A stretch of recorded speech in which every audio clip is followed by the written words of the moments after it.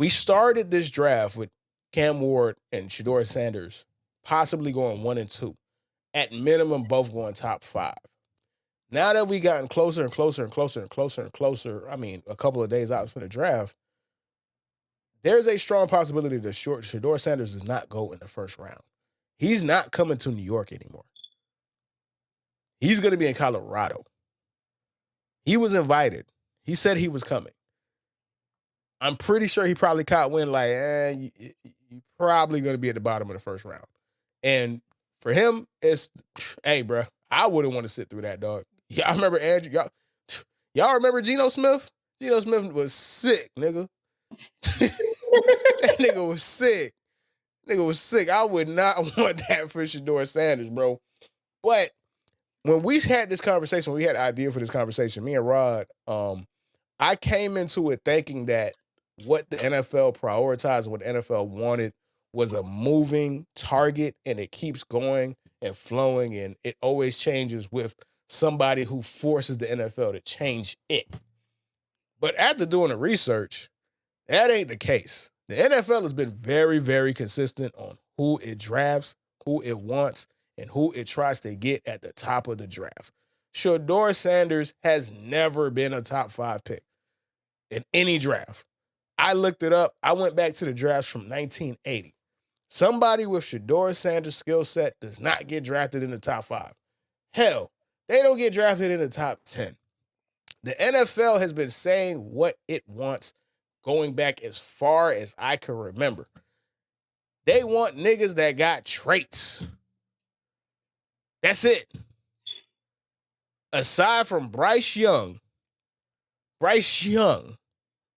which is one of the most wild number 1 picks of all time. Looking back, yeah. People who have Shedeur's skill set really don't go in the top 10, bro. It just doesn't happen. Even if somebody doesn't have a strong arm or they're not crazy athletic, they have size for the position. 6'4", 6'5", 230.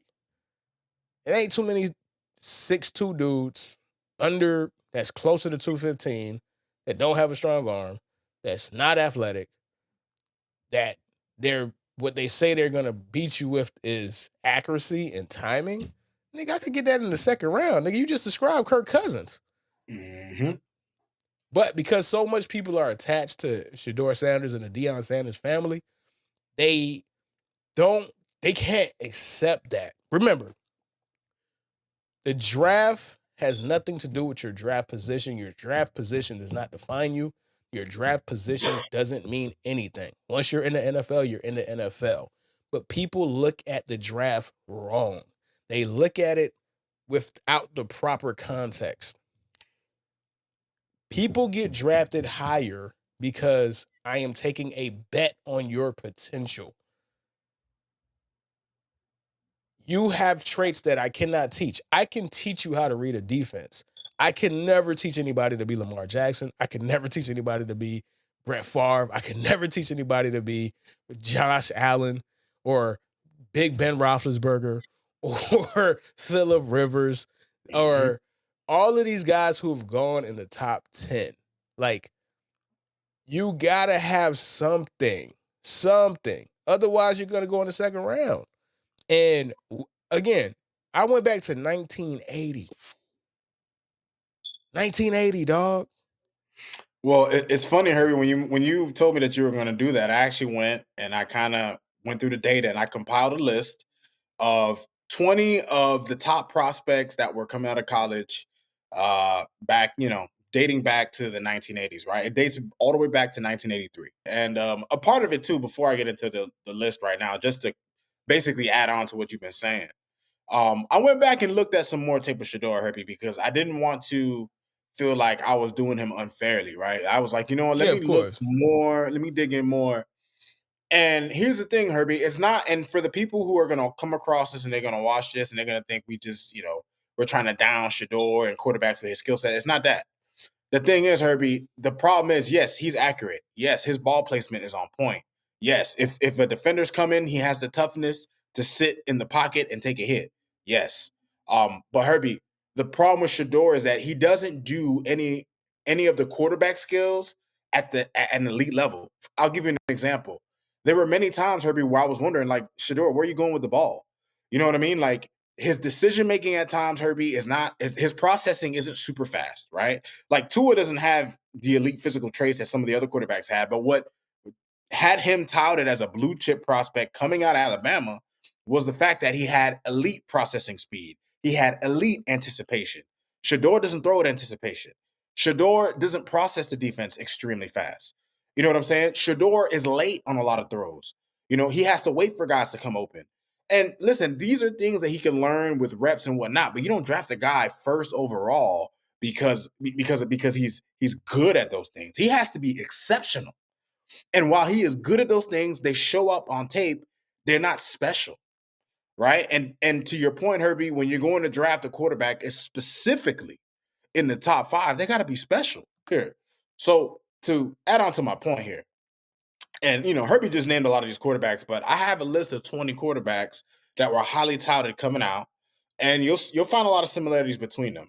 This dates back to 1983. John Elway coming out of Stanford, he was touted for elite arm strength, mobility, high football IQ. The hype at the time was he was considered one of the best prospects ever, John Elway. A true dual threat before it was a common thing. You had Jim Kelly, strong arm, toughness, leadership. You had Dan Marino in 1983 coming out of Pitt. Quick release, cannon arm, pocket presence. Troy Aikman, 1989, UCLA. He was someone who had the size, accuracy, and poise. And Shedeur, I don't know about his size. The accuracy and the poise was something that he carried. Those are things that Shedeur has, but I don't believe he had him to the level of Aikman. That's just my opinion. You have Drew Bledsoe, who was coming out. Tall, he had a big arm, and he was considered a drop back passer. Peyton Manning, he was intelligent, mechanics, preparation, you know what I'm saying, accuracy. He was one of those guys. He was a can't miss prospect because he was a chess player at the position. And you want the ultimate chess player at the position of quarterback. Ryan Leaf, he had a cannon arm. He had big physical, he had a pro-sized body. You had Michael Vick. He had speed. He had an arm. He was elusive. Carson Palmer, pro size. He had the touch. He had arm talent. Eli Manning.